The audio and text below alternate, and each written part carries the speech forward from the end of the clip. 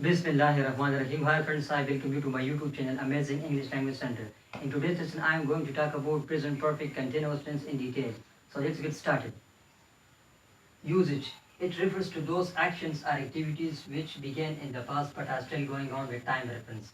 So present perfect continuous tense deals or refers to those actions or those activities which began in the past but are still going on with time reference. So we have to mention or specify the time. We must have to mention the time reference by using the two words such as since and for. Auxiliary verbs has been and have been. So we use two helping verbs, our auxiliary verbs in present perfect continuous tense that are has been and have been. Has been is used with all third person pronouns like he, she, it and singular noun, while have been is used with I, we, they and compound subject. Main verb. So let's talk about the main verb or the lexical verb that we use in present perfect continuous tense. We always use the present participle form of verb or the first form of verb with ing or the base form with ing. Okay, so it has got three names: first form with ing and base form with ing. Present participle form, it can also be called present participle form of verb. Will you add ing to the base form or to the first form or to the present form of verb, then it becomes present participle form. So we have to use first form with ing or we have to use present participle form. So don't worry about other words, right? It deals with the same idea. We have to use the base form with ing in present perfect continuous tense. Present participle form or base form with ing or first form with ing. Both the three words belong to the same idea, to same category. So don't worry about that. Since it is used for point of time, specific time, particular time or exact time. We use since for point of time, for particular time, for specific time or for definite time or for exact time. So since is used, there is a confusion between the usage or the use of since and for in present perfect continuous tense, but I am going to clear that confusion right now because we have to use since when talking about a particular time, specific time or exact time. For, so for is used for period of time, okay? It is used for indefinite time, it is not used for definite time, while since is used for definite time. So for is used for period of time, indefinite time or unspecified time. When the time is not specific or when the time is not noun or when the time is unspecified, then we use for. Okay, so this was the main difference between since and for. Structure of positive sentences. So for positive sentences, we have the structure in present perfect continuous tense such as subject plus has or have plus been plus base form plus ing plus object plus since or for. So we have to use the subject, then has or have, then been or been. Okay, it can also be pronounced as been, not been. Then we have to use the present participle form of our base form with ing, our first form with ing. Then we use the object, then since or for by modifying or by specifying that time. Then we use since or for at the end of a sentence. Okay, so it was about the positive sentence structure. Let's take some examples of positive sentences. First sentence is she has been writing a letter for 2 hours. So we always use for because 2 hours is actually not a particular time, not a proper time, not a specific time. The time is not specified. That is why we use for and not since. Then moving on to the second sentence, that is it has been raining since morning. So always remember and notice that we always use since at different times of the day, like since morning, since evening. Okay, so that's why we can also use since for particular time. So here we are dealing or talking about a particular time, a specific time. That is why we use since. The third sentence says you have been playing for 3 days. So once again, the time is not specific. The time is not proper. That is why we always use for and not since, because we don't have a specific time or specified time or exact time.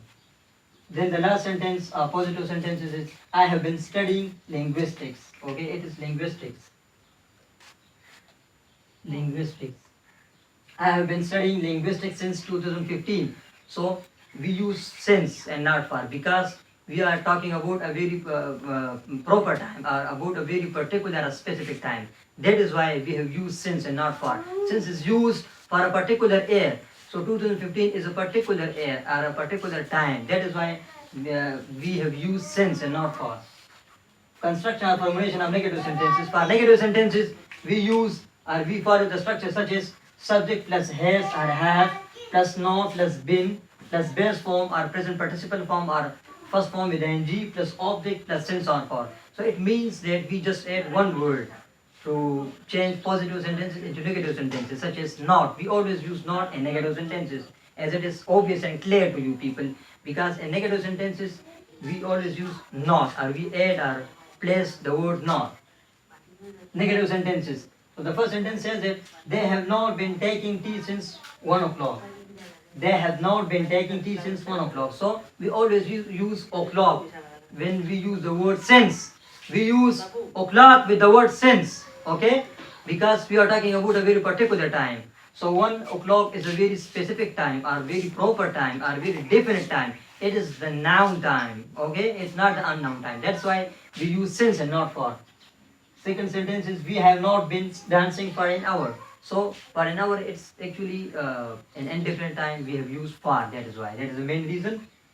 And this way you can make or form or construct many different negative sentences of present perfect continuous tense. But just you have to add one extra word, that is not, and then you have to follow the same structure as in positive sentences. What is the thing that makes it different from positive sentences? That we use not in negative sentences. Then moving on to the formation or formulation of interrogative sentences, we have has or have at the beginning of a sentence, because in interrogative sentence we always use the helping verb or the auxiliary verb before that subject of the sentence. So we have has or have plus subject plus been plus first form with ing or base form with ing plus object plus since or for plus question mark. We always put a question mark at the end of an interrogative sentence. Okay. All right. So let's take some examples of interrogative sentences. So the first example of interrogative sentence is that have you been learning Chinese since 2016? So we have used since and not for, because 2016 is a very proper time, is a very exact time, it is a very definite time, a specific time. That is why we have used since. So since is used for a particular time, okay? And we use have and not has, because we are talking about we always use has been with he, she, it, and singular noun. In other words, we can also say that we use has been with all third person pronouns like he, she, it, and singular nouns. And on the other hand, we use have been with I, we, they, and compound subject. So that's why in this case we have you, which is actually a second person. So we do use have or have been with the second person. So that's why we have used have you. So have you been learning Chinese since 2016? Present perfect continuous tense. Second sentence, that has he been driving a car for 3 hours? So it is actually it's not a proper time. In the second sentence we have actually unknown time. So that's why we have used for and not since. Now we have a third sentence, that is has she been teaching English since 1992? So 1992 is a very particular time. That is why we have used since with that time. Now to mention and now to specify or clarify the time reference. So time reference is very must in present perfect continuous tense. If you don't mention or specify the time or time reference, then it is actually useless to talk about present perfect continuous tense. In present perfect continuous tense, we always have to mention or specify the time by using such words as since and for. Since for point of time, while for period of time. Okay. So view the last sentence, that is have they been listening to the music for 2 days? So it is actually, it also is about not specific time or not different time. It is about unknown time, unspecified time. Though the time is not exact, that is why we have used once again for and not to. So we have to use once again to sum up or to summarize present perfect continuous tense. It is clear, it is straightforward. We always use the base form with ing, or first form with ing, or present participle form with ing, we always use the helping verbs or the auxiliary verbs such as has been and have been. We always use since or for. In case of present perfect continuous tense, has been is used with all third person pronouns like he, she, it, and singular noun. While have been is used with I, you, they, and compound subject. So that was all about present perfect continuous tense. I hope you really like this video. If you really like this video, don't forget to like, share, and subscribe to my channel. See you in the next video. Till then, take care.